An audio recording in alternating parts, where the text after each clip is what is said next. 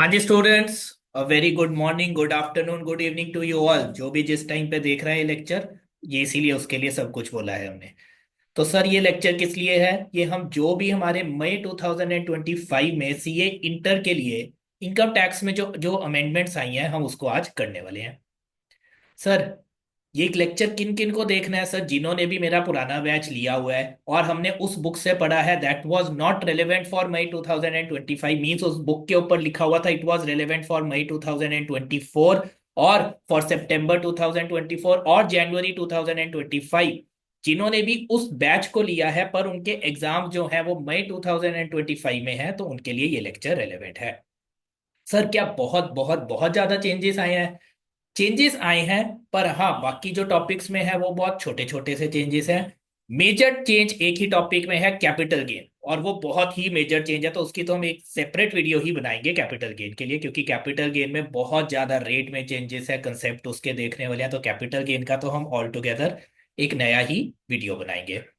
और सर इसको हम क्या करें, पुरानी ही बुक से लें? नहीं, मेरी आपको ये सजेशन रहेगी कि हमने जो आईसीआई के स्टडी मटेरियल से पढ़ा है, तो आप आईसीआई का स्टडी मटेरियल नया ऑर्डर कर दीजिए, वो आपको फ्री ऑफ कॉस्ट भी डिलीवर हो जाएगा। आईसीआई की साइट पे जाके आप उसको ऑर्डर प्लेस कर देना।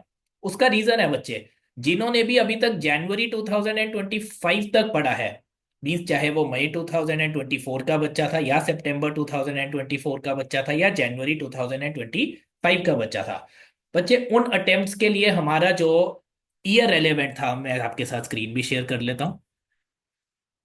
उन अटेम्प्ट्स के लिए मेरा प्रीवियस ईयर कौन सा रेलेवेंट था बच्चे? उस अटेम्प्ट्स के लिए प्रीवियस ईयर रेलेवेंट था 2023 24, कॉरेस्पॉन्डिंग टू जो वो था उसके लिए असेसमेंट ईयर कौन सा था? 2024 25। ये किनकी मैं बात कर रहा हूँ? जिन्होंने भी पेपर दिए हैं मई 24 में, सितंबर 24 में या जनवरी 25 में। पर बच्चे अब क्या हो गया, अब जिनका मई 2025 वाले बच्चों के लिए कौन सा साल रेलेवेंट है? वो साल रेलेवेंट है प्रीवियस ईयर 24 25। यानी कि असेसमेंट ईयर 25 26। साल चेंज हो गया। क्वेश्चंस में जितने भी आपकी बुक में होंगे, हमें एक तो साल चेंज होना है। जो भी हम सॉल्व करते हैं वो लिखते हैं computation of total income of mister A for this assessment year. अब एक तो वो असेसमेंट ईयर चेंज है, नई बुक में नए असेसमेंट ईयर के क्वेश्चंस दिए होंगे, और जो जो भी अमेंडमेंट्स आई हैं वो उसके अकॉर्डिंग होगी। सर अभी तो आपने कहा अमेंडमेंट्स बहुत ज्यादा नहीं है। बच्चे अमेंडमेंट्स बहुत ज्यादा नहीं है, पर अगर मैं बात करूं स्लैब रेट की ही, न्यू टैक्स रिजीम के स्लैब रेट ही चेंज हो गया।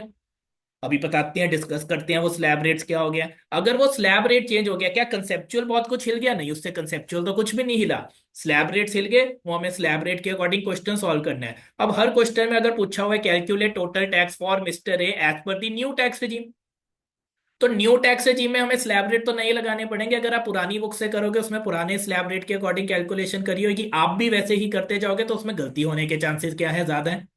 तो हमारी वो गलती ना हो, तो हमने क्या करना है, नई बुक ऑर्डर करनी है। जब तक नई बुक भी नहीं ऑर्डर होती, आप आईसीआई की साइट पे जाओ, जो हमारी साइट है उधर से सॉफ्ट में डाउनलोड करके उसको पढ़ना शुरू कर दो। अभी भी जिन बच्चों के पास अगर तो न्यू स्टडी मटेरियल आ चुका है, वेरी वेल एंड गुड है, नहीं आया तो आईसीआई की साइट पे जाके अपना नया स्टडी मटेरियल जो है वो टॉपिक वाइज डाउनलोड हो जाता है, लाइक बेसिक कंसेप्ट का, रेजिडेंशियल स्टेटस का। आप जाओगे ICI.org पर, उधर स्टूडेंट्स वाले सेक्शन में जाओगे, बीओएस नॉलेज पोर्टल पर, बीओएस नॉलेज पोर्टल पे स्क्रॉल डाउन करना नीचे जाके, उधर होएगा स्टडी मटेरियल फॉर इंटर। उधर टैक्सेशन का जब आप करोगे, मॉड्यूल 1 इनकम टैक्स का अलग होएगा, जीएसटी का अलग होएगा, module 1 module 2 and topic wise वो आप डाउनलोड कर लोगे। ICI.org पे जाओगे, उधर स्टूडेंट्स वाले सेक्शन में जाके बीओएस नॉलेज पोर्टल पे, बीओएस नॉलेज पोर्टल पे जाओगे, नीचे स्क्रॉल डाउन करना, उधर से आपका सॉफ्ट में तो ये डाउनलोड हो जाएगा। पहले तो ये समझ आया आपको? एक तो असेसमेंट ईयर आपका चेंज हो गया। सर जो ना अभी बजट आया, अभी बजट कब आया सर? अभी अभी 1 फरवरी 2025 को। उसमें भी तो सर इतने सारे चेंजेस हो गए सर। उसमें क्या क्या आया कि 12 लाख तक तो टैक्स नहीं, आप पढ़ चुके हो, 12 लाख तक टैक्स नहीं, वो रिबेट के अकॉर्डिंग है। उसमें तो और स्लैब रेट चेंज होगी सर, वो वाली स्लैब रेट हमारे लिए रेलेवेंट है? अरे नहीं नहीं बच्चा, वो तो प्रीवियस ईयर 25 26 के लिए रेलेवेंट होगी, यानी कि असेसमेंट ईयर 26 27 के लिए हम वो वाली चीजें नहीं पढ़ रहे जो अभी अभी 1 फरवरी 2025 को जो बजट आया है, हम उसकी चीजें नहीं पढ़ रहे। हम तो जो पिछले साल बजट आया था उसको पढ़ रहे हैं। इस हमने ये वाला साल पढ़ना है, अभी जो बजट आया वो इसके लिए रेलेवेंट होएगा, यानी कि असेसमेंट ये 26-23 के लिए हमारे लिए ये वाली चीजें रेलेवेंट नहीं है। तो कंफ्यूज ना हो जाना सर, अभी अभी तो उसमें बताया बजट में चेंज हुआ है, 12 लाख तक का वो आया है कि टैक्स नहीं इतना, हमने तो सर पढ़ा न्यूज़पेपर में आया, नहीं वो हमारे लिए रेलेवेंट नहीं है। हमारे लिए कौन सी चीजें रेलेवेंट है, प्रीवियस ईयर 24-25 की, यानी कि कॉरस्पॉन्डिंग टू असेसमेंट ईयर 25-26 की। हमने एक क्लास में पढ़ा था कि इनकम टैक्स जो हम एक्ट है वो तो 1961 का बना हुआ है, पर फाइनेंस बिल हर साल आता है, और हर साल फाइनेंस बिल जिसको हम बजट बोलते हैं वो 1 फरवरी को आता है उस साल के। और वो जब दोनों houses means Lok Sabha and Rajya Sabha में पास हो जाता है और प्रेसिडेंट उसको साइन कर देता है, फिर वो बन जाता है हमारा फाइनेंस एक्ट। ये हमने अपनी नॉर्मल क्लास में पढ़ा हुआ है। हर साल तो सर बजट आता है 1 फरवरी को ही, पर जिस साल इलेक्शन होता है, लाइक लास्ट ईयर 2024 इलेक्शन हुए थे हमारी सेंट्रल गवर्नमेंट की सरकार के लिए, जिसमें मोदी जी प्राइम मिनिस्टर फिर से इलेक्ट हुए। तो जिस साल भी इलेक्शन ईयर होता है उस साल बजट आता है 2 बारी, एक बारी तो 1 फरवरी को आएगा ही आएगा, पर जब इलेक्शन हो जाएंगे, जौन सी भी सरकार दोबारा चूज करी जाएगी, चाहे वो पुरानी सरकार री इलेक्ट हो जाए या नई सरकार, वो अपना नया बजट दोबारा से लाती है। तो लास्ट ईयर मीन्स जब इस साल हमने ये पढ़ा 2024 में, जब 2024 में 2 बारी बजट आया, एक तो 1 फरवरी को आया और दूसरा इलेक्शन के बाद जब नई सरकार इलेक्ट होगी तो उसके बाद बजट आया, और वो डेट है 23 जुलाई 2024। और वो किसके लिए आता है, जो वो वाला बजट आया था वो आया था प्रीवियस ईयर 24-25 के लिए, यानी कि असेसमेंट ईयर 25-26 के लिए, जिस जो हमारे लिए क्या है, रेलेवेंट है। इतनी सी बात समझ आई। हमने ये जो अभी अभी रिसेंट में बजट आया है 1 फरवरी 25 को, उसको नहीं पढ़ना, कंफ्यूज ना होना, इसीलिए इसको मैं डिस्कस कर रहा हूं। हमने कौन सा बजट पढ़ना है, जो पिछली बारी आया था। पिछली बारी वैसे हर बारी एक ही बजट आता है और वो जब दोनों हाउसेज में पास हो जाता है और प्रेसिडेंट साइन कर देता है वो फाइनेंस एक्ट बन जाता है। लेकिन पिछली बारी दो फाइनेंस बिल आए थे हमारे पास, तो इसीलिए वो फाइनेंस बिल 1 भी है और फाइनेंस बिल 2 भी है, लेकिन फाइनेंस बिल 2 बाद में आता है तो वही प्रेवलेंट रहता है। और वो कब आया था, 23 जुलाई 2024 को। सर ये डेट याद रखनी है, वेरी वेरी इंपॉर्टेंट डेट, हर बारी नहीं याद रख रही होती पर इस बारी याद रखनी है, क्योंकि बहुत सारे चेंजेस ऐसे हो गए कि 23 जुलाई को क्योंकि बजट आया था, उससे पहले तो कुछ और प्रोविजंस हैं लॉ के, और 23 जुलाई को जब चेंज हो गया और वो विद इफेक्टिव फ्रॉम 23 जुलाई है। और कैपिटल गेन में खास तौर से तो वो हम कैपिटल गेन में पढ़ेंगे। कई बारी तो ये होता है चलो बजट 23 जुलाई को आया पर वो पूरे साल के लिए चेंजेस एप्लीकेबल हैं, लाइक स्लैब रेट चेंज हुए तो पूरे साल के लिए ही चेंज है। पर हाँ, कैपिटल गेन में बहुत सारे, पर्टिकुलरली कैपिटल गेन में बहुत सारे ऐसे चेंजेस हैं जो कहते हैं 22 जुलाई 24 तक तो कुछ और प्रोविजन लगेंगे, और 23 जुलाई 2024 या ऑन और आफ्टर 23 जुलाई 2024 से वो प्रोविजंस बहुत ज्यादा चेंज हो गए। सर क्या क्या चेंजेस है कैपिटल गेन में, तो बहुत है, तो उसका टॉपिक ही हम अलग बनाएंगे। पर आपको ये क्लियर है, अब आपके अटेम्प्ट के लिए मई 2025 के लिए तो प्रीवियस ईयर 24-25 रेलेवेंट है, यानी कि असेसमेंट ईयर 25-26 रेलेवेंट है। क्लियर, इतनी सी बातें समझ आई। तो अब हम बच्चे क्या करते हैं, एक बारी जिन्होंने, क्योंकि पुरानी बुक्स नई बुक्स, आई तो suggest everyone to go for the new books, क्योंकि उससे आप कैलकुलेशन करोगे तो नए प्रोविजंस के अकॉर्डिंग करोगे, गलती नहीं लगेगी, एग्जाम में भी वही लिख के आओगे एंड माइंड में वही फिट होएगा। जब तक बुक्स नहीं आती, आप आईसीआई के पोर्टल पर जाके सॉफ्ट में भी डाउनलोड फ्री ऑफ कॉस्ट कर सकते हो, ताकि उसी से पढ़ो। और मीन भाई अभी जो हम आज की अमेंडमेंट वीडियो बना रहे हैं, तो इसमें मैं क्या करता हूँ, अभी तक जिनके पास भी पुरानी बुक है उनको मैं कहता हूँ अपना पुराना पेज नंबर भी खोलें, और नई बुक का भी पेज नंबर आपको बता दूंगा कहाँ कहाँ क्या क्या चेंजेस हैं। हम उधर वो वाले चेंजेस क्या कर लेते हैं, इनकॉर्पोरेट कर देते हैं, ताकि आपको इजी भी हो जाए पुराना हमने क्या पढ़ा हुआ था, किस पेज नंबर पे पढ़ा हुआ था और वो क्या क्या चेंजेस हो गए हैं। शुरुआत करें बच्चे, तो चलो शुरुआत करते हैं हम अपने बेसिक कंसेप्ट वाले चैप्टर से। बेसिक कंसेप्ट में सर सबसे पहले क्या चेंज आ गया, स्लैब रेट में। सर स्लैब रेट आपने दो टैक्स रिजीम बताई थी, ओल्ड टैक्स रिजीम और न्यू टैक्स रिजीम। सर किस टैक्स रिजीम में चेंज आया है, न्यू में चेंज आया है, ओल्ड में as it is slab rate है। न्यू में चेंज आया है। डिफॉल्ट टैक्स रिजीम कौन सा होता है, अगर एसएससी ने कुछ भी नहीं बोला तो उसके लिए डिफॉल्ट टैक्स रिजीम कौन सा माना जाएगा, sir new tax regime. Sir उसका सेक्शन कौन सा था, सेक्शन 115 BA था। तो डिफॉल्ट टैक्स रिजीम कौन सा है, मेरा न्यू टैक्स रिजीम है। सर जो डिफॉल्ट टैक्स रिजीम होता है, सर उसमें क्या होता है, सर डिफॉल्ट टैक्स रिजीम में न्यू टैक्स रिजीम जो मैं कहता हूं, अगर मैंने कुछ भी नहीं अडॉप्ट करा मेरा हमेशा ही वो माना जाएगा। उसका सेक्शन सर कौन सा है? 115 BA मेरा सेक्शन है। सर क्या चेंजेस आया है सर, मैं बता, ये देखो। पहले क्या था, इधर अगर जो पुराने बच्चे हैं वो भी अपना पेज नंबर 1.17 बुक का खोल लें, उधर चेंजेस हो जाएंगे। सर पहले भी क्या था, अप टू 3 लाख नील था, आज भी वही है। सर लेकिन पहले क्या था, 3 to 6 लाख 5% था। सर अब हो गया 3 to 7 लाख, यहां चेंज आ गया। पहले 3 to 6 लाख था, अभी हो गया 3 to 7 लाख 5%। सर पहले था 6 to 9 लाख 10%, सर अब हो गया 7 to 10 लाख 10%।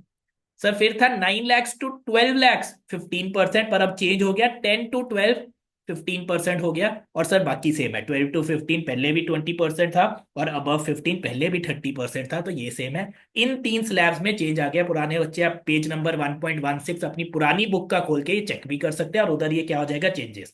अब सर इसमें कोई कंसेप्चुअल चेंज आया? नहीं, कंसेप्चुअल चेंज नहीं आया।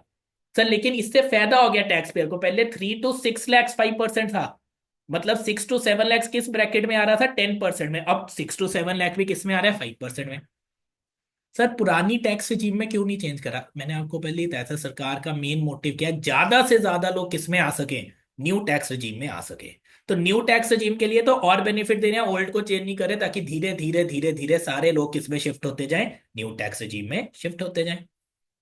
इतनी सी बात समझ आई? तो ओल्ड टैक्स regime में कोई चेंज नहीं है slab rate, new tax regime में ये स्लैब रेट्स में चेंजेस है। अब कंसेप्चुअल चेंजेस नहीं। अब न्यू बुक क्यों बोल रहा हूँ, सारे क्वेश्चंस में जहां जहां मुझे टैक्स निकालना होगा as per the new tax regime, जिनके ऊपर स्लैब रेट लगता है, वहां वहां सबकी कैलकुलेशन में ही फर्क आ जाएगा। आप मैच करना चाहोगे अपना आंसर, हो नहीं पाएगा, आपकी आदत भी ऐसी बढ़े, इसीलिए मैं आपको सजेस्ट कर रहा हूँ न्यू टैक्स regime को आप लो ही लो। बोलो इतनी सी बात समझ आई बच्चे? चलो आगे आ जाओ। अब कहाँ कहाँ सर इसके हम चेंजेस कर सकते हैं, इसके चेंजेस कहाँ कहाँ कर सकते हैं अभी हम देख लेते हैं।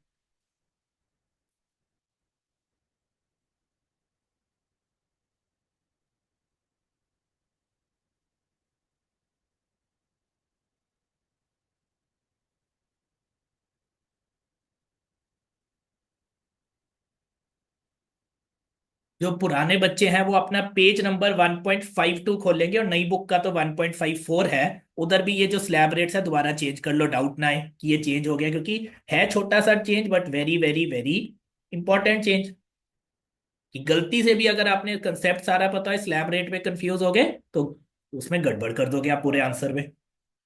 बोलो इतनी सी बात क्लियर हुई बच्चे? इसको एक ऐसा करें, एक एग्जांपल के तौर पे दोबारा से देख लें। चलो आ जाओ। पुराने बच्चों के इलस्ट्रेशन 3 निकाल सकते हो 1.56 पेज पे, पुराने बच्चे। नए बच्चों के लिए 1.57 है। उसमें क्या बोला हुआ है, mister x has a total income of ₹16 lakh for previous year 24-25। हमारे लिए अब 24-25 प्रीवियस ईयर रेलेवेंट हो गया। Comprising of income from house property and interest on fix deposit. Compute his tax liability for assessment year 25-26 under the default tax regime under section 115 BSE। Default tax regime यानी कि new tax regime, जिसका section क्या है, 115 BSE। तो sir करें simple, first 3 lakhs nil, 3 to 7 lakhs 5% हो गया। पहले 3 to 6 लाख होता था, अब 3 to 7 lakhs 5%, यानी कि 4 लाख, 3 से 7 लाख के बीच में 4 लाख का गैप तो आ जाएगा। 7 से 10 लाख कितना हो गया, 10%। 10 से 12 लाख 15%। सर बाकी सेम ही है। बोलो क्लियर है? ये आप कर लोगे, इसमें कोई दिक्कत तो नहीं? सर 1.5, सर 1.58 और 1.59 पेज नंबर पे आओ पुराने बच्चे अपनी बुक में, और नई बुक का वो है 1.60 पेज। सर इधर ना जो चार्ट दिया हुआ है पुरानी बुक में, अगर आप देखोगे ये चार्ट में सारे रेट्स ऐड ऑन हो जाएंगे। तो वो पुराना चार्ट अभी अगर नहीं भी समझ आ रहा, छोड़ दो, जब कैपिटल गेन करेंगे इसको अच्छी तरह समझाएंगे। जस्ट सिर्फ ये बताना चाह रहा हूँ, क्योंकि बेसिक कंसेप्ट में तो सब टॉपिक्स के बारे में थोड़ा थोड़ा बताया ही हुआ है ना, कि वो जो चार्ट है वो चेंज होएगा, क्योंकि कैपिटल गेन के टैक्स रेट्स में बहुत ज्यादा हमें चेंजेस आ चुके हैं। चले आगे। सर सिर्फ स्लैब रेट तो सर इंडिविजुअल HUF AOP वगैरह पे लगते थे, सर कंपनीज के केसेस में कोई चेंज आया है? सर कंपनीज के केसेस में ना एज सच तो नहीं चेंज आया, पर एक छोटा सा चेंज आया है। आ जाओ, पुराने बच्चे 1.78 पेज नंबर निकाल लो, और नए बच्चे 1.81 पेज नंबर अपनी बुक का निकालेंगे। पुराने बच्चे 1.78 अपनी बुक का देखना। उधर सर जब हम डोमेस्टिक कंपनी का करते थे ना, हमने कहा था इन जनरल तो 30% रेट लगता है। पुराने बच्चे 1.78 पेज नंबर, इन जनरल तो क्या लगता है, 30% रेट लगता है। पर उधर लिखा था अगर किसी की प्रीवियस ईयर 21-22 में, पुराने टाइम में क्या लिखा था, प्रीवियस ईयर 21-22 में टर्नओवर 400 करोड़ या 400 करोड़ से ज्यादा है तो 25% लग सकता है। अब वो प्रीवियस ईयर चेंज होके 22-23 लॉ ने कर दिया है। तो आपको ये ध्यान रखना है सर, कंसेप्चुअल चेंज, अगेन कोई कंसेप्चुअल चेंज नहीं है यहाँ, साल चेंज हो गया, पर हाँ ये पता तो होना चाहिए ना आपको, साल चेंज हो गया। ये तो किसकी बात होगी, domestic company. Sir foreign company में भी कोई चेंज है? अच्छा, ये जितने भी हम चेंजेस यहाँ मेन में कर रहे हैं ना, समरी में भी चेंज कर लेना, सेम समरी में भी अपनी जरूर चेंज कर लेना, क्योंकि आप जब समरी से पढ़ोगे आपको पता होना चाहिए ये चेंज हुआ है, चाहे पॉज करके वीडियो साथ के साथ ही समरी में भी चेंज कर लो आप अपनी। क्लियर? तो सर ये तो होगी डोमेस्टिक कंपनी की बात। सर फॉरेन कंपनी में भी कोई चेंज है? फॉरेन कंपनी में भी चेंज है। फॉरेन कंपनी में सर क्या चेंज है? और फॉरेन कंपनी के क्वेश्चन इंटर लेवल पे इतने ज्यादा आते नहीं है, पर हाँ अगर टैक्स रेट का कोई एमसीक्यू आ जाए, कुछ हो जाए, क्योंकि अमेंडमेंट से कुछ आता है, आपको पता तो होना चाहिए। सर फॉरेन कंपनी में पहले रेट लगता था 40%, पुराने बच्चे खोल सकते हैं अपना पेज नंबर 1.79। सर अब कितना लगता है? सर अब 35% हो गया, 35। ये चेंज है conceptual change? No, only limit change. पता होना चाहिए आपको। सर सेम अपनी समरी के पेज पे जाके जरूर चेंज कर लेना, ताकि जब आप समरी में पढ़ो आपको सब याद रहे। बोलो, बेसिक कंसेप्ट के जो आपको चेंजेस हैं वो क्लियर हो गए? सर बेसिक कंसेप्ट में मोटा मोटा हमारा ये चेंज है, सबसे मेजर मेजर मेजर चेंज क्या है, स्लैब रेट का चेंज है इंडिविजुअल के लिए। उसके बाद सर जो आपको बताया डोमेस्टिक कंपनी के लिए 400 करोड़ जो टर्नओवर है वो प्रीवियस ईयर 22-23 की देखनी है, पहले 21-22 की देखते थे। फॉरेन कंपनी में जो टैक्स रेट है सर वो पहले 40% था नॉर्मल वाला, अब वो 40% वाला कितना हो गया है, 35%, 35% हो गया है। बोलो क्लियर? इनके क्वेश्चंस हाथ से जरूर निकालते रहना, ताकि आपका हाथ इन टैक्स रेट्स के अकॉर्डिंग बैठ जाए। ये टैक्स रेट्स तो आपको लर्न होने ही चाहिए। सर उसके बाद हमारा नेक्स्ट टॉपिक क्या आता था, बेसिक कंसेप्ट के बाद ये पता लग गया अब सर इनमें कोई चेंजेस था? मेजर चेंज कैपिटल गेन में है, पर ये छुटपुट चेंजेस आपके क्वेश्चन को बहुत इंपैक्ट कर सकते हैं, और अमेंडमेंट से जनरली क्वेश्चन पूछ भी लिया जाता है। सर सेकेंड टॉपिक हमारा आता था residential status and scope of total income. Sir क्या उसमें कोई अमेंडमेंट है? नहीं, residential status and scope of total income में कोई अमेंडमेंट ही नहीं है। बोलो क्लियर इतनी सी बात? सर उससे नेक्स्ट टॉपिक आता था हमारा सैलरीज। सर उससे नेक्स्ट टॉपिक कौन सा आता था? सैलरी। सर सैलरीज में क्या बहुत ज्यादा अमेंडमेंट है? नहीं बच्चे, सैलरीज में भी अगेन अगेन अगेन कोई ज्यादा अमेंडमेंट नहीं है, छोटी सी अमेंडमेंट है, पर वो इम्पैक्ट बहुत ज्यादा करने वाली है।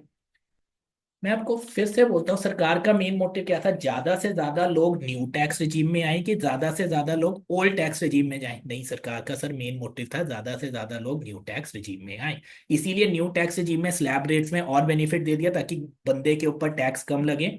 ऐसी जब हम सैलरीज करते थे ना, सैलरीज में अभी तक हमने पढ़ा था जो स्टैंडर्ड डिडक्शन मिलती है वो कितने की मिलती है? सर सैलरीज में हमने पढ़ा था जो स्टैंडर्ड डिडक्शन है ना वो 50,000 तक की मिलती है, चाहे ओल्ड टैक्स रजीम है चाहे न्यू टैक्स रजीम है। तो सरकार कहती ओल्ड टैक्स रजीम में तो प्रीवियस ईयर 24-25 के लिए भी 50,000 ही है, किसके लिए? ओल्ड टैक्स रजीम के लिए। पर सर न्यू टैक्स रजीम के लिए सरकार कहती है ले मैं स्टैंडर्ड डिडक्शन भी बढ़ा देती हूँ। स्टैंडर्ड डिडक्शन कितनी कर देती हूँ? 75,000। ये एक छोटा सा चेंज सैलरी में, क्या कोई बड़ा चेंज? नहीं सर, कोई बड़ा चेंज नहीं है। और एक ना सर, पुराने जो बच्चे हैं वो भी अपना पेज नंबर 3.72 निकाल लें, बुक का पेज नंबर 3.72 निकाल लें, उसमें हमने रेंट फ्री अकोमोडेशन ये चेंजेस हम कर चुके थे। चेंजेस हमने क्या करा था, ये लिमिट चेंज हो गई थी पुराने टाइम में, ये क्या थी, अलग अलग थी, पर ये 10% मैंने चेंज कराई थी। इधर पॉपुलेशन भी चेंज कराई थी, ये 40 लाख करवा दी थी। और एज पर दी 2011 सेंसस, पुरानी बुक में क्या लिखा हुआ था, 2001 सेंसस, ये हम चेंज कर चुके हैं ऑलरेडी। सर दोबारा क्यों पढ़ा रहे हो?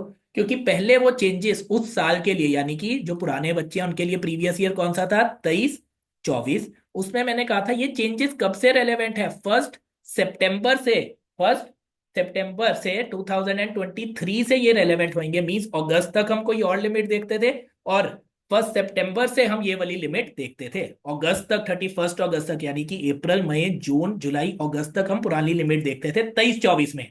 पर अब तो सर कौन सा साल आ गया, अब तो 24-25 आ गया। अब आपको सर सिर्फ और सिर्फ यही लिमिट देखनी है, 10%, 7.5% और 5%, जो हम बुक में तो ठीक कर चुके हैं, लेकिन पहले हम बाइफरकेट करते थे, अब बाइफरकेट नहीं करनी है, पूरे साल के लिए 24-25 के लिए सिर्फ यही लिमिट देखनी है। क्लियर? सर स्टैंडर्ड डिडक्शन वाला आपने बात बताई वो कहाँ है, आ जाओ, पेज नंबर 3.102, पुराने बच्चे खोल लें, इस बुक का तो पेज 3.101 है, नई बुक का। अब ये भी क्वेश्चन जो लिमिट चेंज कराए हैं, क्वेश्चन उसी अकॉर्डिंग सॉल्व करे होंगे, ये value of rent free accommodation के, तो नई बुक होगी, आपको बहुत बेनिफिट होएगा क्वेश्चंस को फटाफट देखना। आ जाओ, जल्दी आ जाओ चलो। 3.101 नए बच्चे और पुरानी बुक है जिनकी 3.102 निकालने। स्टैंडर्ड डिडक्शन ऑफ 50,000 और the amount of salary whichever is lower is to be provided to the employees if the assessee exercise the option of shifting out of the default tax regime. यानी old के लिए अब क्या होगी 50 और new के लिए क्या होगी 75,000 होगी। ये ध्यान रखना। Sir conceptual change again no conceptual change, सिर्फ लिमिट में चेंज, बट लिमिट पता होनी चाहिए। सेम आपको अपनी समरी में चेंज करना है। और अब क्या है जिनके पास न्यू बुक है उनकी तो समरी में भी ठीक है ऑलरेडी। जो कहते हैं नहीं हमें नहीं पढ़ना न्यू से, हमें तो पुराने से पढ़ना है, फिर उनको अपनी समरी में भी चेंज करना पड़ेगा। अगेन आई एम सजेस्टिंग सबको न्यू ले लेनी चाहिए, पर जिनके पास न्यू बुक है उसमें तो समरी में भी ऑलरेडी ये ठीक हुआ ही हुआ है। किसी को भी लगता है पॉज करके साथ के साथ समरी में भी आपको चेंज करना ही करना है। ये पॉपुलेशन की लिमिट भी और ये स्टैंडर्ड डिडक्शन वगैरह की लिमिट भी। बोलो clear. Salaries okay.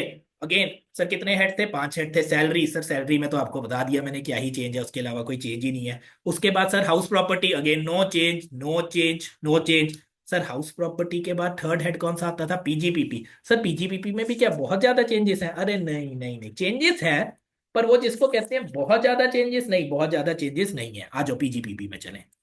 Sir PGPP हम क्या देखते थे सर, अगर कोई बंदा जनरली प्रॉपर्टी अपनी रेंट पर चढ़ाता है, जनरली अगर कोई भी बंदा अपनी प्रॉपर्टी रेंट पे चढ़ा रहा है तो उसकी वो इनकम किस में जाती थी सर, हाउस प्रॉपर्टी हेड में जाती थी। पर सर अगर किसी का काम ही प्रॉपर्टी को किराए पे चढ़ाना है, उसका और कोई काम ही नहीं है, तो सर उसकी जो किराए की इनकम है वो पीजीपीपी हेड में भी जा सकती थी। सर अगर कोई प्रॉपर्टी किराए पे चढ़ा रहा है जनरली उसकी इनकम किस हेड में जाती है, हाउस प्रॉपर्टी हेड में।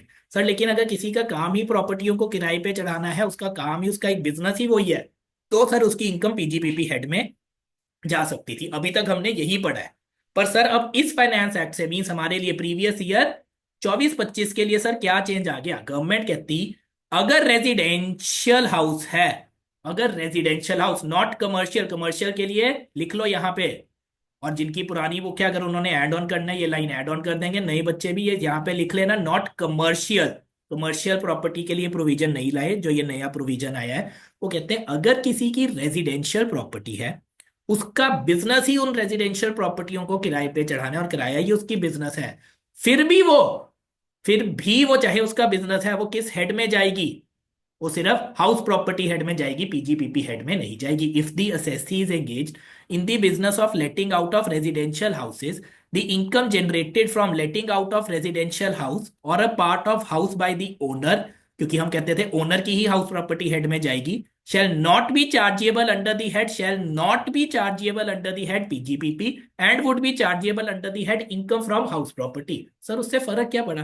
अरे किसी की इतनी सारी प्रॉपर्टी है उसको साल का 1 करोड़ रुपया रेंट आता है और रेजिडेंशियल है, कमर्शियल की नहीं बात कर रहा अभी मैं। सर अगर वो पहले क्या होता था पीजीपीपी हेड में लेके जाता था, सर इधर ना वो बहुत सारी डिडक्शंस ले सकता था, बहुत सारी डिडक्शन। सर वो कह सकता था मैंने 5 बंदे तो रख, अब 1 करोड़ किया, हो सकता है उसकी मल्टीपल प्रॉपर्टीज हो जिससे टोटल रेंट 1 करोड़ आता है। तो सर अगर मैं ये P&L बना रहा हूँ तो 1 करोड़ तो मैं रेवेन्यू में ले गया, वो ना अपने खर्चे ही सारे खर्चे मिला के सपोज कह सकता था मैंने तो गाड़ी रखी हुई है जी लोगों को किराया लेके आना है, 10 बंदे मैंने रखे हुए हैं लोग किराया नहीं देते उनसे रिकवर करके आना है, सर मेरा तो खर्चा ही कितना आ जाता है 70 लाख का। तो पीजीपीपी में उसका प्रॉफिट ही कितना बचा, या 80 लाख का खर्चा आ जाता है प्रॉफिट कितना बचा 20 लाख। वो अपनी टोटल इनकम में लेके ही सिर्फ 20 लाख जाता था। पर अब उसको बोल दिया तेरी इनकम तो सिर्फ हाउस प्रॉपर्टी हेड में टैक्सेबल होगी, तो हाउस प्रॉपर्टी हेड में मैं क्या करता हूँ 1 करोड़ मेरा वो आ गया जीएवी, उसमें से सर म्यूनिसिपल टैक्स से जो भी माइनस होंगे सपोज वो जीरो है तो एनएवी कितना हुआ 1 करोड़। और सर उसमें से स्टैंडर्ड 30% डिडक्शन मिलती थी, या कोई अगर इंटरेस्ट लिया बोरोइंग का वो लिखता था तो वो कितना ही आ जाएगा, वो इतना कम नहीं होता जनरली।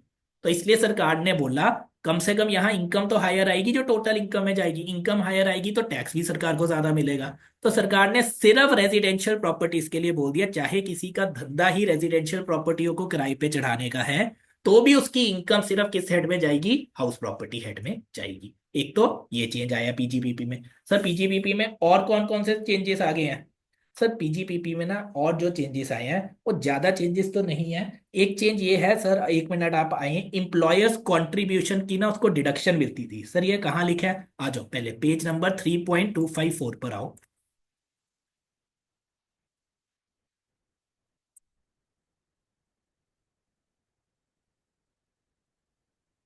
आ जाओ।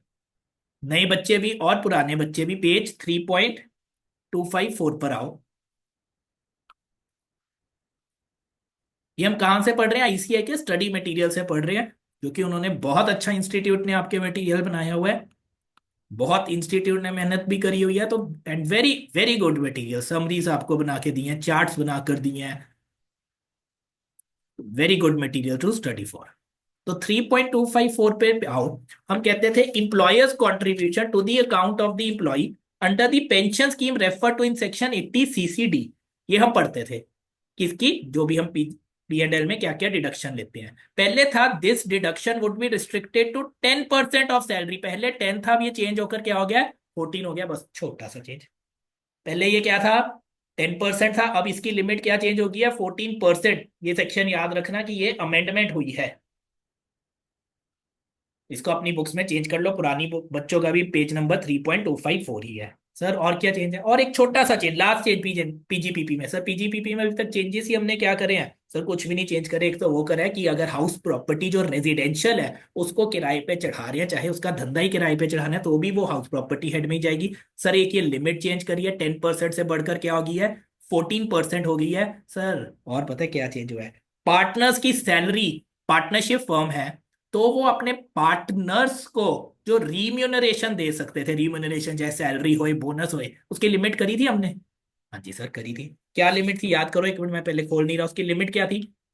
सर मैक्सिमम अभी तक हमने करी थी, उसकी लिमिट थी पार्टनरशिप फर्म में, अगर तो पार्टनरशिप फर्म जो है वो लॉस में है या उसके 3 लाख के प्रॉफिट तक, उसको कितना अलाउ होता था। जल्दी जल्दी चलो, बिल्कुल जल्दी बताओ, याद करो। अगर सर कोई पार्टनरशिप फर्म लॉस में है, बुक प्रॉफिट हमने करा था, सर अगर वो लॉस में है या 3 लाख तक के बुक प्रॉफिट में है, तो सर पहले हमने कहा था सैलरी कितनी अलाउ हो जाती थी, मैक्सिमम सैलरी जो अलाउ हो जाती थी 1.5 लाख, और 90% of book profit, 90% of book profit whichever is higher. Sir page number कौन सा खोलना है पहले ये बताओ, पुराने बच्चे भी पेज नंबर 3.269 खोल लो, और नए बच्चे भी page number 3.269, same page number है। उधर अगर आप देखो पुराने में लिखा था on the first 3 lakhs of book profit और इन केस ऑफ लॉस। उधर क्या था, 1.5 लाख और 90% ऑफ बुक प्रॉफिट। उसको याद कैसे करते थे, 3 लाख ऑफ बुक प्रॉफिट का हाफ क्या होता था, 1.5 लाख। अब सर वो लिमिट चेंज कर दिया, on the first 6 lakh of book profit, 3 की जगह लिमिट क्या कर दी, डबल 6 लाख। और यहाँ 1.5 लाख की जगह लिमिट कर दी 3 लाख, और 90% of book profit whichever is higher. और बैलेंस पे तो पहले भी 60 था, पर पहले बैलेंस 3 लाख के ऊपर आ जाता था, अब 6 लाख के ऊपर वाला बैलेंस आएगा। मींस अगर किसी का बुक प्रॉफिट 8 लाख है, तो वो मैक्सिमम रिम्यूनरेशन टू पार्टनर्स कितनी दे सकता है सर, पहले 6 लाख पर तो 3 लाख, और 90%, और 90% of book profit whichever is higher. Mean 6 lakh का जो बुक प्रॉफिट है, फर्स्ट 6 लाख की बात कर रहे हैं अभी, तो कितना आ गया, 5,40,000। और बैलेंस कितना बचा, balance of book profit means 8 lakh total था, माइनस 6 लाख। 2 लाख का 60%, 2 लाख का क्या करेंगे 60%, यानी कि 1/20। टोटल मैक्सिमम रिम्यूनरेशन कितनी दे सकते हैं बच्चे, 6,60,000। बोलो क्लियर, इतनी सी बात, एक ही चेंज आया सर समरी में भी, ये साथ के साथ समरी में भी चेंज करना है ये। 3 चेंजेस पीजीपीपी में, एंड खत्म। पार्टनर्स की रिम्यूनरेशन पे चेंजेस आया, रिम्यूनरेशन हम सिर्फ वर्किंग पार्टनर्स को देते थे। और कहाँ चेंज आया सर, जो एक आपको बताया रेजिडेंशियल प्रॉपर्टी किराए पे जा रहे हैं वो हाउस प्रॉपर्टी हेड में होगी। और सर जो एक हमने करा इंप्लॉयर्स कॉन्ट्रीब्यूशन वाली, वो पहले 10% लिमिट थी, अब 14% लिमिट आ गई। बोलो पीजीपीपी खत्म। सर कैपिटल गेन में कोई चेंजेस है, बहुत बहुत सारे चेंजेस हैं, करेंगे बाद में सेपरेट वीडियो बनाएंगे। बोलो क्लियर इतनी सी बात। और क्या सर कर सकते हैं। सर उसके बाद कौन सा हेड आता था, अदर सोर्सेज। सर कितने कितने हेड आते थे, सर हेड हमने 5 पढ़े थे। सैलरीज में हाँ जी सर चेंजेस है, हाउस प्रॉपर्टी में सर कोई चेंज नहीं था, पीजीपीपी अभी चेंजेस करे, कैपिटल गेन अलग से वीडियो बनाएंगे। Other sources, sir other sources में भी कर रहे हैं, कोई ऐसा बहुत मेजर वाला तो चेंज है नहीं है। उधर हम आज पहले टॉपिक पे चलते हैं, फिर आपको याद भी आ जाएगा कि क्या हमने कुछ ऐसा करा भी था कि नहीं। पुराने बच्चे पेज नंबर निकाल लो, 3.515, 3.515, या 515 है या 514 पे अगर आपने देखनी है। शुरू कैसे होता था, डिडक्शंस अलाउेबल सेक्शन 57 हमने करा था, उसमें क्या था, अदर सोर्सेज से भी क्या क्या डिडक्शन मिलेगी। उसमें एक आपका पॉइंट जो आता था वो आता था family pension. Family pension sir क्या होती है? सर अगर एक बंदे को पेंशन मिल रही है, उसकी डेथ हो जाती है, उसकी डेथ के बाद उसकी फैमिली को उसके बिहाफ पे जो पेंशन मिलती है उसको हम बोलते थे फैमिली पेंशन। सर पहले फैमिली पेंशन जितनी भी मिलती थी उससे एक स्टैंडर्ड डिडक्शन, और फैमिली पेंशन अदर सोर्सेज में टैक्सेबल होती थी। और अगर बंदे को ही एक्चुअल पेंशन मिल रही है, मीन्स अगर मिस्टर ए है, वो रिटायर हो गया, उसके बाद उसको खुद पेंशन मिल रही है, तो pension was taxable under salary set. पर मिस्टर ए की क्या होगी? डेथ। डेथ के बाद उसकी सैलरी किसको मिल, पेंशन किसको मिल रही है? मिसेज ए को। तो मिसेज ए के लिए वो पेंशन अदर सोर्सेज में टैक्सेबल होती थी। ये फर्क था। अगर मिस्टर ए को ही पेंशन मिल रही है तो सैलरी हेड में जाती थी, उसकी डेथ के बाद मिसेज ए को उसकी पेंशन मिल रही है तो वो अदर सोर्सेज में जाती थी। सैलरी में स्टैंडर्ड डिडक्शन पेंशन से मिलती थी 50,000 फॉर ओल्ड टैक्स रिजीम और 75,000 फॉर न्यू टैक्स रिजीम। पर अदर सोर्सेज में तो ऐसी कोई डिडक्शन नहीं पड़ी हमने। अदर सोर्सेज में पड़ी थी 33.13%, यानी कि one third of such income. और और 15,000 पड़ी थी हमने पहले, चाहे ओल्ड टैक्स रिजीम है चाहे न्यू टैक्स रिजीम है, विच एवर इज लेस, उसकी क्या मिल जाती थी? डिडक्शन। पर अगेन सरकार क्या चाहती है? ज्यादा से ज्यादा लोग न्यू टैक्स रेजिम में है, तो सरकार कहती ओल्ड के लिए तो अभी भी 15,000 है, पर न्यू के लिए ये लिमिट क्या होगी? है 25,000 in case of default regime. Default कौन सी है? न्यू, यानी कि अंडर सेक्शन 115(b)(a)(c। डिफॉल्ट के लिए बस ये लिमिट क्या चेंज हुई है? 25,000। लाइक स्टैंडर्ड डिडक्शन भी डिफॉल्ट के लिए ही बढ़ाई थी, तो ये अदर सोर्सेज में भी क्या बढ़ाई है? सिर्फ और सिर्फ फैमिली पेंशन की लिमिट 15,000 से बढ़ाकर 25 करी है, only for new tax regime. ये आपको जरूर याद रखना है, क्वेश्चन यही कंफ्यूज करने वाले हैं। चाहे एमसीक्यू आ जाए, चाहे आपके जो थ्योरेटिकल क्वेश्चंस हैं वो आ जाए, उन्होंने कंफ्यूज ही ऐसे करना है कि यार बच्चे को एक लिमिट तो याद रहेगी या कंफ्यूज हो जाएगा। तो आपको ये लेवली लिमिट्स अच्छी अच्छी अच्छी तरह याद होनी चाहिए। 5 हेड्स कंप्लीट। अदर सोर्सेज में भी आपको बता दिया अमेंडमेंट क्या थी। 5 हेड्स हमारे कंप्लीट हो गए except for capital gain. Sir उसके बाद कौन सा टॉपिक आता था? Income of other person included in assessee's total income, clubbing वाला। सर उसमें कोई अमेंडमेंट नहीं? सर कोई अमेंडमेंट नहीं। Sir set off and carry forward of losses में, सर उसमें कोई अमेंडमेंट? छोटी सी amendment but very relevant amendment. Confuse करेंगे ही करेंगे इसमें आपको। पुराने बच्चे अपना पेज 5.7 खोल लें, नए बच्चे अपना पेज 5.7 खोल लें।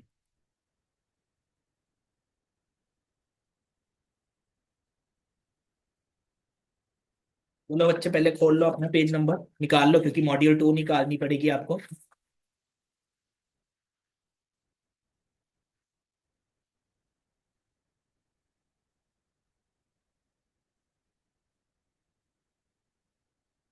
आ जाओ।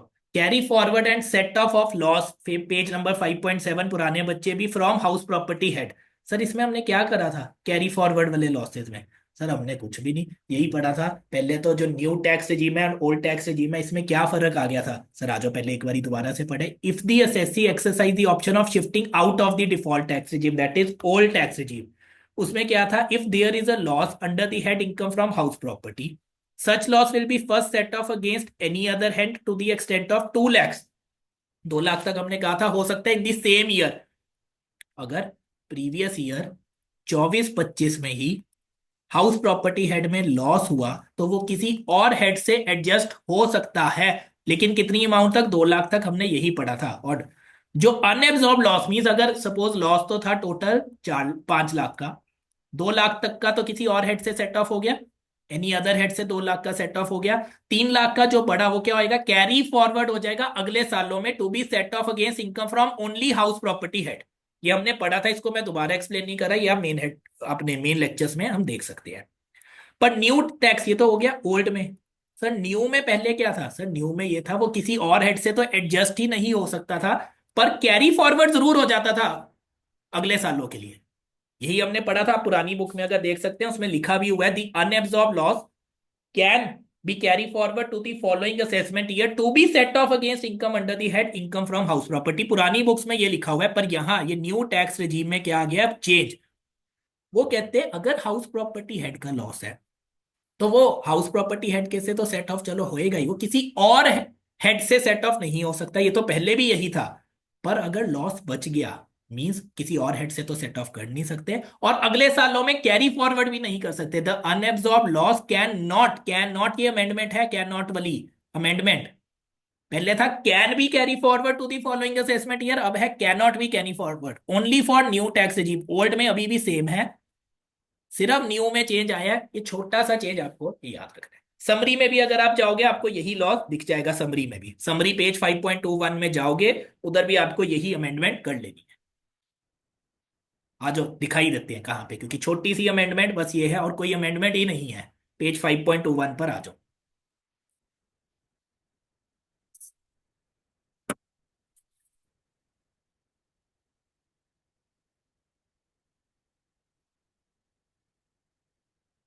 5.21 में पहले भी ये लिखा हुआ है, the remaining loss can be carry forward for the set off against income for from the house property of the succeeding year.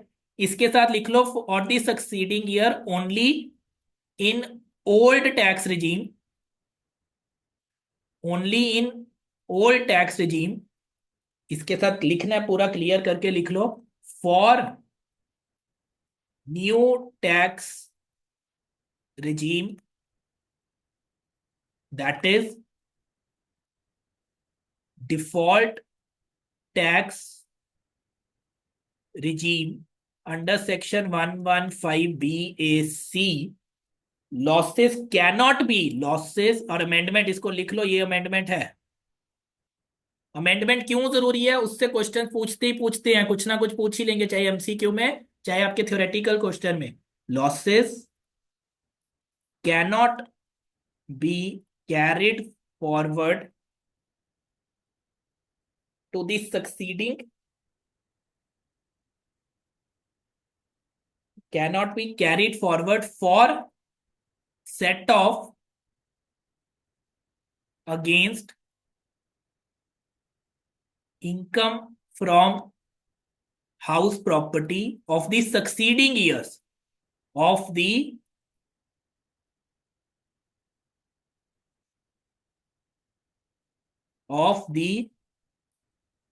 succeeding years for new tax regime, that is default tax regime under section 115 BAC. Losses cannot be carry forward for set off against income from house property of the succeeding years. ये amendment clear है। ये किस पे हमने करी, set of carry forward है, बाकी सब कुछ सेम है। हाउस प्रॉपर्टी में क्या होता था, न्यू टैक्स रिजीम में हम किसी और हेड से तो नहीं कर सकते थे, पर कैरी फॉरवर्ड पुराने टाइम में हो जाता था। अब वो कह रहे हैं न्यू टैक्स रिजीम में कैरी फॉरवर्ड नहीं होएगा अगले सालों में, पर ओल्ड में तो अभी भी सेम ट्रीटमेंट है। ये डिफरेंस आ गया, ये जरूर याद रखना। बोलो बच्चे, इतनी सी बात क्लियर होगी है। सर उसके बाद हमारा कौन सा टॉपिक आता था, set off and carry forward, module 2 पे हम आ चुके हैं, याद रखना सर। उसके बाद एक टॉपिक आता था डिडक्शंस। तो डिडक्शन तो बहुत ज्यादा उसमें आपने पढ़ाया था। न्यू टैक्स रजीम में सिर्फ 3 टाइप की डिडक्शंस मिलती हैं, बाकी सारी ओल्ड में ही मिल रही हैं। और सर इतनी सारी डिडक्शंस ही क्या, उन सब में चेंजेस आ गया? अरे यार क्यों टेंशन लेते हो, इतने ज्यादा चेंजेस नहीं आया, सिर्फ सिर्फ एक छोटा सा चेंज है। अगेन मैं आपको कहूंगा ज्यादा से ज्यादा आप आओ तो ही आपको उसमें पता लगेगा। सर न्यू टैक्स रिजीम में कौन कौन सी डिडक्शन मिल जाती थी? Sir 80 CCD 2, 80 CCD 2, sir 80 JJ AA, और बताओ 80 CCD 2, 80 JJ AA वाली मिल जाती थी सर। और कौन सी मिलती थी? 80 CCH 2। न्यू टैक्स रिजीम में सर सिर्फ तीन और तीन डिडक्शन मिलती थी, 80 CCD 2, 80 CCH 2, 80 JJ AA। हमने सिर्फ यही डिडक्शन पढ़ी थी कि न्यू टैक्स, ओल्ड में तो ये मिलती ही मिलती है, पर न्यू में सिर्फ यही मिलती थी। और बाकी जितनी भी हमने डिडक्शन पढ़ी वो सर किस में मिल रही थी? सर वो सिर्फ और सिर्फ ओल्ड टैक्स रिजीम में मिल रही थी। तो सर चेंजेस पता है किस में आया? सरकार तो चाहती है ज्यादा से ज्यादा लोग किस में आए, न्यू टैक्स रिजीम में आए। सरकार यही चाहती है, तो सरकार कहती न्यू टैक्स रिजीम में कि ये डिडक्शन मिल रही थी। सर इस डिडक्शन की लिमिट क्या थी? आ जाओ पहले वही पढ़ लेते हैं। सर इस डिडक्शन पेज नंबर 6.28 न्यू बच्चे निकालो और पुराने बच्चे 6.27 निकाल लो, 6.27 पुराने बच्चे। सर 80 CCD 2 में आते हैं। सर हम कहते थे अगर तो कंट्रीब्यूशन जो है central government state government employees का है, एनपीएस वाले अकाउंट का ये करा था, तो सर और ये 1.5 लाख की ये वाली लिमिट से बाहर थी, तो सर अगर सेंट्रल गवर्नमेंट का एम्प्लॉय था तो तब तो मिलती थी 14% ऑफ सैलरी। पर अगर सर सेंट्रल गवर्नमेंट का एम्प्लॉय नहीं था, मींस कोई प्राइवेट एम्प्लॉय था, तो हमने अभी तक पढ़ा था 10% सैलरी की डिडक्शन मिल जाती थी। 80 CCD 2 की बात कर रहे हैं, 1 की नहीं बात कर रहे हैं। सर इनमें कोई चेंजेस है? ये अभी भी यही है।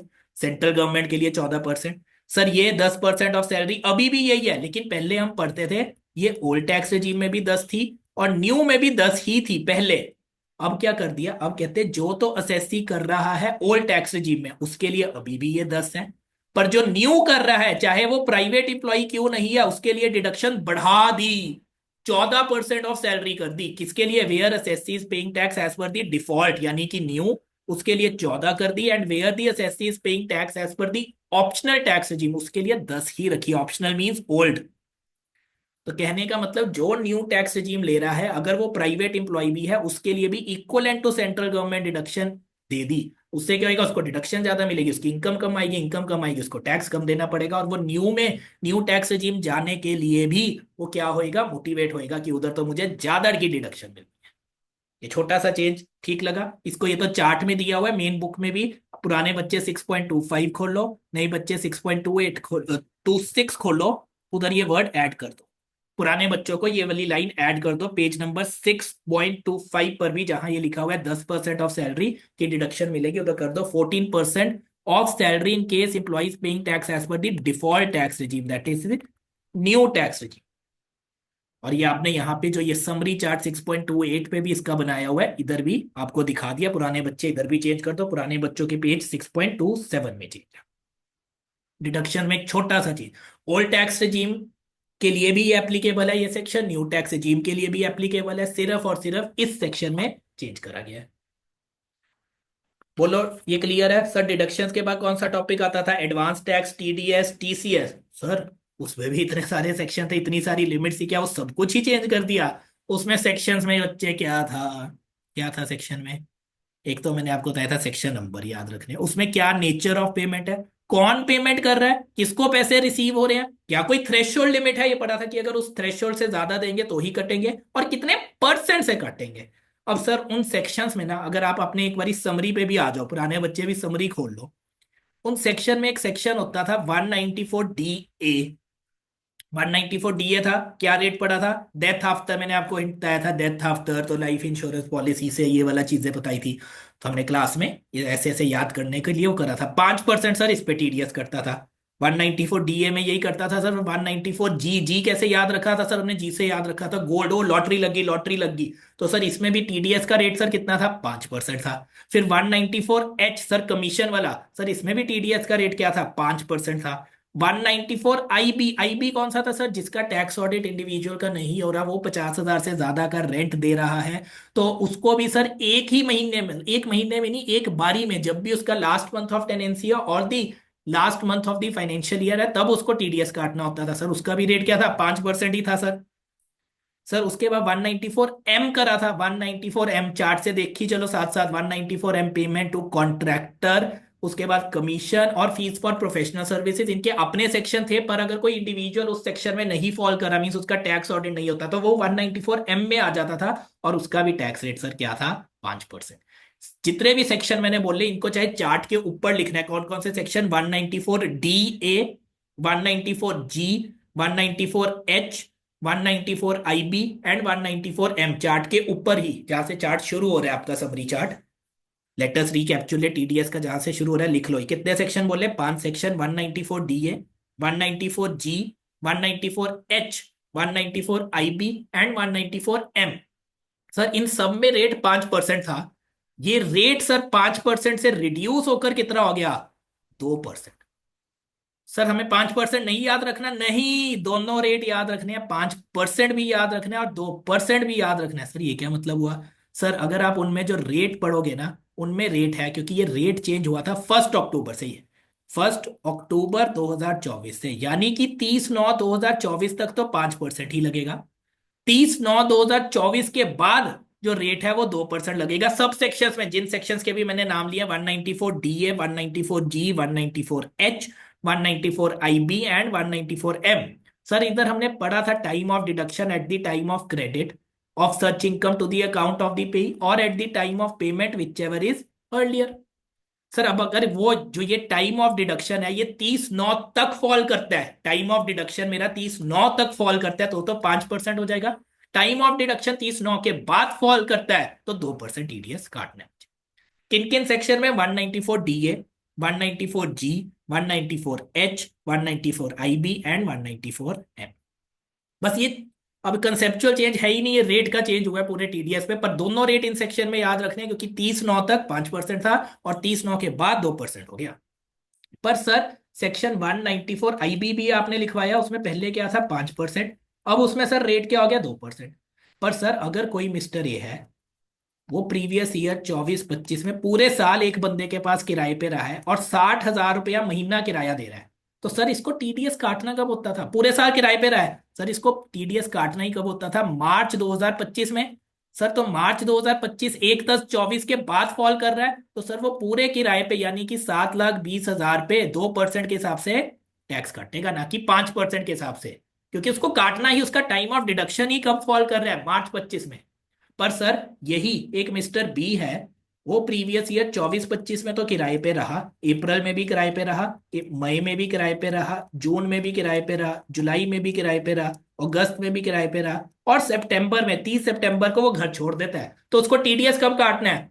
लास्ट मंथ ऑफ टेनेंसी और last month of the financial year, which ever is earlier. तो लास्ट मंथ ऑफ टेनेंसी कब था? सितंबर। तो सितंबर तक तो सर टीडीएस का रेट क्या था? 5%, 194 आईबी। तो उसको सर 5% ही काटना होता।